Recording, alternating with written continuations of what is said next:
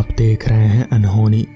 तो चलिए बढ़ते हैं आज की इस कहानी की ओर।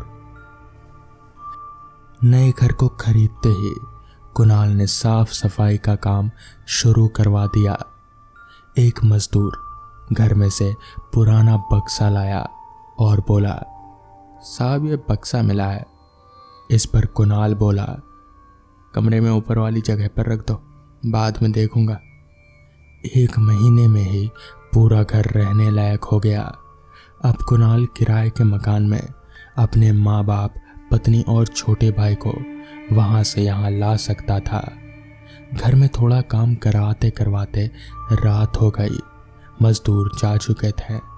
कुणाल ने घर पर फ़ोन किया और बोला, माँ आप और रिमी सामान बांध लो, कल हम शिफ्ट हो जाएंगे। मैं आज रात यहीं रुक रहा हूँ। ऑनलाइन खाना मंगाया, खा लूँगा। ऑनलाइन खाना मंगाया और खाकर सारे दरवाजे बंद कर वो लॉबी में ही सो गया। रात के 1 बजे के आसपास उसको पक्षी के फड़फड़ाने की आवाज़ आई। उसने ध्यान नहीं दिया, मगर आवाज़ फिर से आने लगी और धीरे धीरे आवाज़ तेज होती जा रही थी, जैसे अंदर वाले कमरे में कोई पक्षी एक साथ उड़ रहे हों। वो उठा और कमरे की तरफ बढ़ा। आवाज़ अब भी आ ही रही थी। उसने धीरे से दरवाज़ा खोला तो आवाज़ ऊपर वाली जगह से आ रही थी। वो सुकचाते हुए उस तरफ बढ़ा और वो बॉक्स उतार लिया। आवाज़ अब बंद हो चुकी थी। उसने वो लकड़ी का बॉक्स खोला तो उसमें धूल से भरी एक किताब रखी हुई थी। किताब के दोनों किनारों पर धातु का आवरण था। कुणाल ने किताब उठाई और जैसे ही खोली, धातु हल्की सी उसकी उंगली में चुभ गई और उंगली से खून निकलकर किताब पर गिरा। देखते ही देखते किताब हवा में उड़ने लगी और किताब कई भागों में बट गई। सारे पन्ने फड़फड़ाने लगे और घर में उड़ते से घूमने लगे। घर की दीवार सुर्ख लाल हो गई खून से और पन्ने कुणाल के मुंह से टकराने लगे। कुणाल की आंख खुली तो वो पसीना पसीना था। चारों तरफ देखा तो सुबह हो चुकी थी। सोचने लगा पता नहीं कैसा सपना था और उठकर फ्रेश होकर पुराने घर की ओर निकल गया। सारा सामान लाने में 2 दिन लग गए और धीरे धीरे सब कुछ व्यवस्थित हो गया। फिर एक दिन उसके छोटे भाई का रोड पर एक्सीडेंट हो गया। अस्पताल ले जाया गया तो पता चला हाथ टूट गया है। प्लास्टर कराकर उसे घर लाया गया। 2 हफ्ते बाद माताजी बाथरूम में फिसल गई और उन्हें मोच आ गई। एक रात कुणाल ने अपनी पत्नी रिमी से कहा, हमें इस घर में आए हुए 1 महीना नहीं हुआ और 2 हादसे हो गए, कहीं कुछ गड़बड़ तो नहीं है? इस पर रिमी ने पूछा, कैसी गड़बड़? कुणाल इस पर कुछ सोचते हुए बोला, कुछ नहीं, सो जाओ। अगली सुबह जब कुणाल उठा तो उसने ऊपर से बॉक्स उतारा और खोल कर देखा तो उसमें वही किताब थी जो उसने सपने में देखी थी। उसने उस किताब को ध्यान से उठाया और पूजा के कमरे में रख दिया।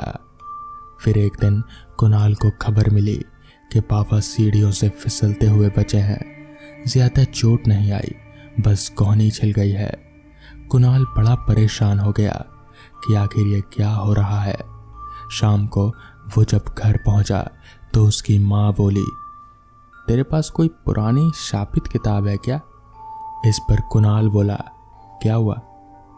अरे आज मैं एक बाबा के पास गई थी, मैंने उनको कुछ दान दिया तो वो बोले, इस घर में अब तुम लोग आ गए हो तो उस शापित किताब से बचकर रहना, वो अनिष्टकारी शापित किताब है। मैंने बहुत पूछा तो बोले हैं कि घर में ही खोजो, यहीं होगी। तू बता कोई किताब मिली थी क्या तुझे? इस पर कुणाल ने कहा, कहाँ गए वो बाबा? मैंने पूछ लिया था, वो पास के ही मंदिर पर रुके हैं 2 दिन। कुणाल भागकर मंदिर पहुंचता है और बाबा का पता करता है। बाबा मिल जाते हैं। कुणाल प्रणाम करता है और किताब के बारे में बाबा से पूछता है। इस पर बाबा बोले, हम तो बच्चा है, 1 साल में बस एक ही बार इधर आते हैं, मगर उस किताब का इतिहास हम जानते हैं। तुम उससे आगे भुगतोगे, इसलिए तुम्हें यह भी जान लेना चाहिए। कैसा इतिहास बाबा? इस पर बाबा ने बताया, 30 साल पहले सबन नाम का एक लेखक अपनी पत्नी और छोटे भाई के साथ इस जगह पर रहा करता था। तब यहाँ छोटा सा घर था। बहुत अच्छा लेखक था वो, और बहुत प्रसिद्ध भी। इसी प्रसिद्धि के कारण अपने परिवार को वक्त नहीं दे पाता था। उसकी पत्नी किसी और को चाहने लगी और उन दोनों ने लेखक को रास्ते से हटाने की सोची। लेखक अपनी किताबों से बहुत प्यार करता था। उसकी जान बसती थी अपनी किताबों में। उसके पास एक अलमारी थी जिसमें वो बहुत सी किताबें रखता था, और एक थी वो किताब जो उसे उसके गुरु ने दी थी प्रोत्साहन के लिए। उसी किताब को पढ़कर उसने पहली बार कृतियाँ लिखना सीखा था। वो किताब वो एक लकड़ी के बॉक्स में रखता था। उस बेचारे को यह खबर भी नहीं थी कि क्या होने वाला है। वो अपनी पत्नी से भी बहुत प्यार करता था। उस रात उसका गला घोटने की तैयारी की। उसकी पत्नी ने, लेखक का छोटा भाई छत पर सो रहा था। पत्नी ने धीरे से दरवाज़ा खोलकर अपने प्रेमी को अंदर बुला लिया और दोनों उसे मारने लगे। पत्नी ने हाथ पकड़े और प्रेमी ने गला दबाया। सबन छटपटाने लगा और आवाज़ें होने लगी। छोटा भाई जाग गया और नीचे उतर कर आया तो ये सब देखते ही वो प्रेमी पर टूट पड़ा। प्रेमी ने उसे पीछे धक्का दिया और कमर से चाकू निकालकर एक झटके में लेखक की गर्दन पर वार कर दिया। खून की धार से निकलती हुई किताबों पर गिरी और बॉक्स पर भी, और बॉक्स वाली किताब शापित हो गई।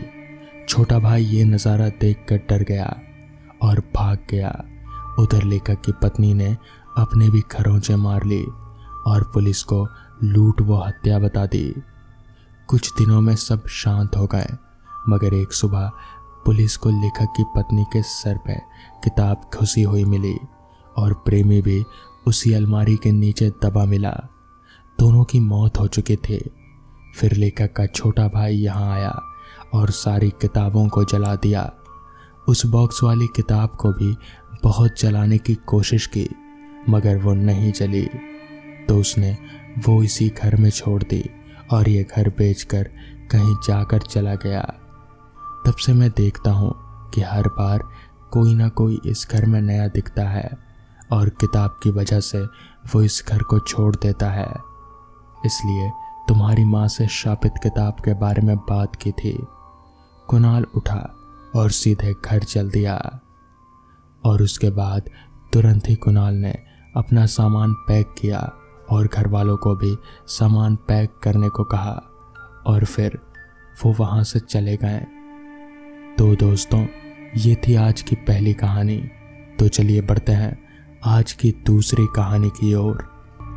मयंक और अंकित उस रात भी दोनों हमेशा की ही तरह बाइक लेकर घूमने निकले थे। मयंक बाइक चला रहा था और अंकित पीछे वाली सीट पर बैठा अपने फोन पर कुछ काम कर रहा था। रात काफी हो चुकी थी और रास्ता खामोशी के गिरफ्त में था। इतने में ही बाइक चला रहे मयंक ने अंकित से कहा, अंकित यार कहीं घूम कर आते हैं, बड़े दिनों से कहीं घूमने नहीं गए हम लोग, कहीं का प्लान बना। इस पर अंकित ने फोन का स्क्रीन ऑफ करते हुए कहा, चल कहीं का प्लान बनाते हैं, कल कॉलेज आ रहा है ना तू, सबसे पूछ लेंगे।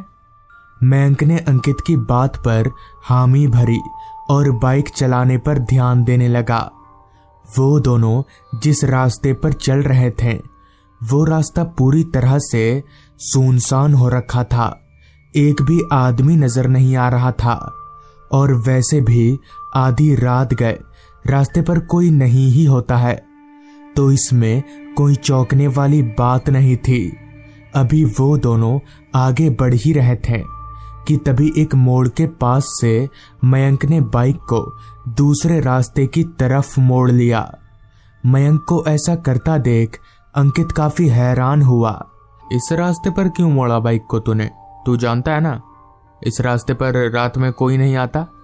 तो अंकित की बात पर मयंक बोला, इसलिए तो आया हूं इस रास्ते पर पता लगाने कि आखिर लोग ऐसा क्यों करते हैं। हालांकि मयंक बहुत ही हिम्मत वाला लड़का था, मगर उसी के उलट अंकित वो थोड़ा डरपोक किस्म का था।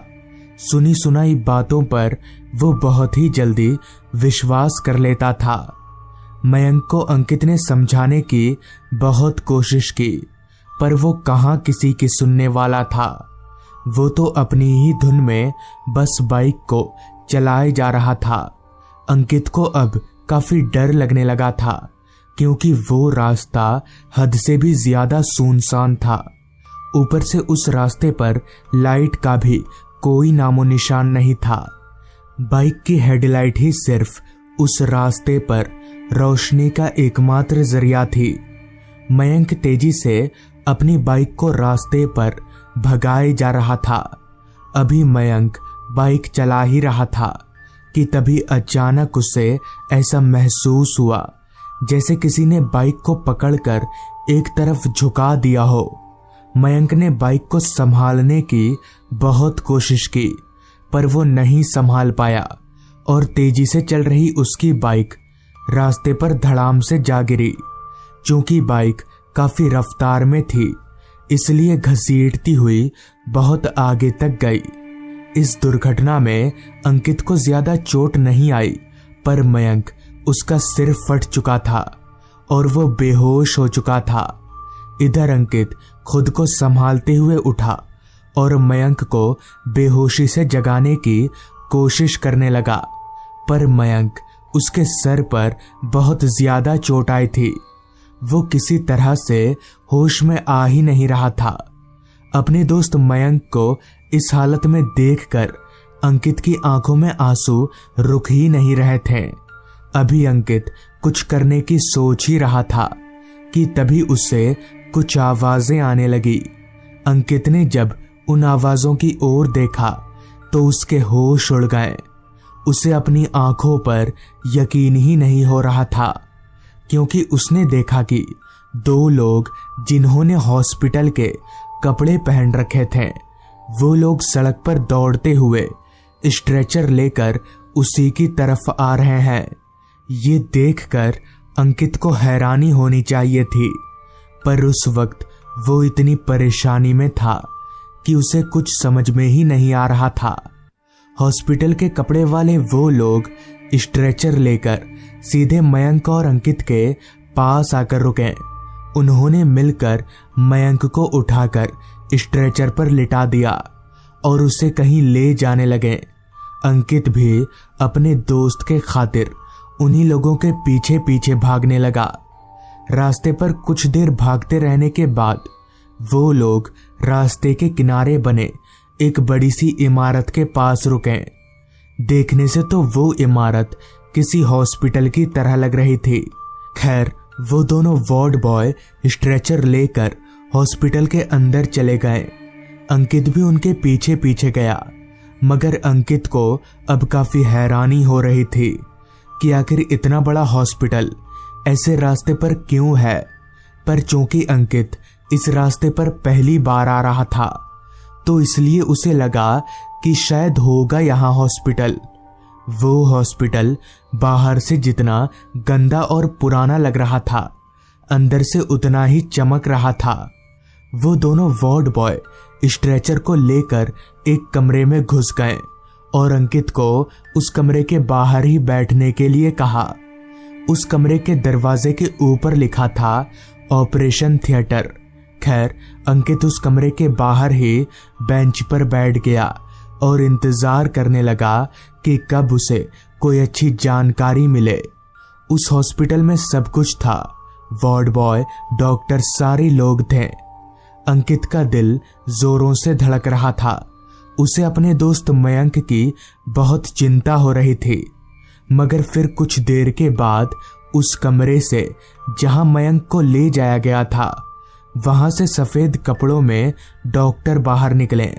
अंकित दौड़कर डॉक्टर साहब के पास गया और पूछा, डॉक्टर, पेशेंट ठीक तो है ना? ज्यादा लगी नहीं है ना? इस पर डॉक्टर साहब ने कहा, चिंता वाली कोई बात नहीं है, बस थोड़ा सा सिर फटा था, कुछ देर में होश आ जाएगा।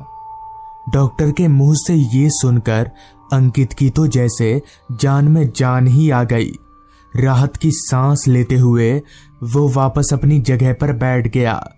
उसने सोचा अपने घर पर और मयंक के घर पर फोन कर दे। ये सोचकर उसने अपने जेब से फोन निकाला, मगर फोन में नेटवर्क ही नहीं था। उसने सोचा शायद हॉस्पिटल के बाहर नेटवर्क मिल जाएगा, लिहाजा वो अपनी जगह से उठकर हॉस्पिटल के बाहर की तरफ जाने लगा। अभी वो उठकर हॉस्पिटल के बाहर की तरफ जा ही रहा था कि तभी एक वार्ड बॉय सामने से दौड़ते हुए अंकित की तरफ आने लगा। वो इतनी तेजी में आ रहा था कि वो अचानक से अंकित से टकरा गया। पर ये क्या, अंकित से टकराने के बजाय वार्ड बॉय उसके शरीर के आर पार हो गया। अंकित के पैर वहीं अपनी जगह पर जम गए। उसे समझ नहीं आ रहा था कि आखिर ऐसा कैसे हो सकता है। कोई इंसान किसी इंसान के शरीर के आर पार कैसे हो सकता है। अंकित ने एक नजर पीछे पलटकर देखा, मगर वो वार्ड बॉय पीछे दूर दूर तक कहीं नहीं था। अंकित को लगा शायद ये उसके मन का वहम होगा। यही मानकर वो अपने मन को शांत कर लिया और वापस बाहर की तरफ जाने लगा। अंकित हॉस्पिटल के बाहर निकला और अपना फोन देखने लगा, मगर अभी भी फोन में नेटवर्क का नामो निशान तक नहीं था। अंकित को समझ नहीं आ रहा था कि आखिर यहाँ नेटवर्क क्यों नहीं मिल रहा है। खैर, निराश होकर अंकित वापस हॉस्पिटल के अंदर जाने लगा। अंकित अभी हॉस्पिटल के अंदर जा ही रहा था कि तभी उसकी पेशानी में एक बहुत तेज दर्द होने लगा। उसने अपने माथे को छूकर देखा, पर उसे कुछ समझ में नहीं आ रहा था, क्योंकि वहां आसपास कोई आईना वगैरह नहीं था। लिहाजा अंकित ने अपने फोन का सेल्फी कैमरा ऑन किया और अपना चेहरा देखने लगा, लेकिन उसके माथे पर कहीं कोई चोट नहीं था। पर यह क्या, सेल्फी कैमरा में जब अंकित ने हॉस्पिटल को देखा तो उसकी आंखें फटी की फटी रह गईं, क्योंकि कैमरा में हॉस्पिटल पूरा जला हुआ था। अंकित फिर से एक बार काफी हैरान हो गया। उसे लगा शायद उसकी तबीयत खराब है, इसलिए उसे बार बार नजरों का धोखा हो रहा है। अगर वो थोड़ा सो जाएगा तो शायद ऐसा नहीं होगा। ये सोचकर अंकित ने अपना फोन जेब में डाला और वापस से मयंक जिस कमरे में था उस कमरे के बाहर लगी बेंच पर जाकर बैठ गया। उसने अपनी आंखों को बंद कर ली और सोने की कोशिश करने लगा। पहले कुछ देर तक तो उसे नींद नहीं आ रही थी, पर फिर वो कब सो गया उसे कुछ याद नहीं। अगली सुबह जब अंकित की आंख खुली तो हॉस्पिटल को देखकर वो दंग रह गया, क्योंकि पूरा हॉस्पिटल जला हुआ नजर आ रहा था, ठीक जैसा सेल्फी कैमरे में कल रात दिख रहा था। पर यह कैसे हो सकता है? कल रात तक तो हॉस्पिटल एकदम सही था। अंकित भागकर मयंक के कमरे में गया तो मयंक जाग चुका था और बिस्तर पर से उठकर इधर उधर देख रहा था। अंकित ने मयंक को पूरी बात बताई, जिसके बाद मयंक भी काफी हैरान हुआ। खैर, वो दोनों जैसे तैसे वहां से निकल गए। बाद में उन्हें पता चला कि दरअसल बहुत पहले उस हॉस्पिटल में आग लग गई थी, जिसमें बहुत से डॉक्टर और वार्ड बॉय मर गए थे। तब से उन्हीं की आत्मा भटकती रहती है। तो दोस्तों, ये थी आज की कहानी। अगर आपको ये कहानी पसंद आई हो तो चैनल को ज़रूर सब्सक्राइब कर लें। तो मैं आपका दोस्त आर्यन जल्द ही मिलूंगा आपसे ऐसी ही एक कहानी के साथ।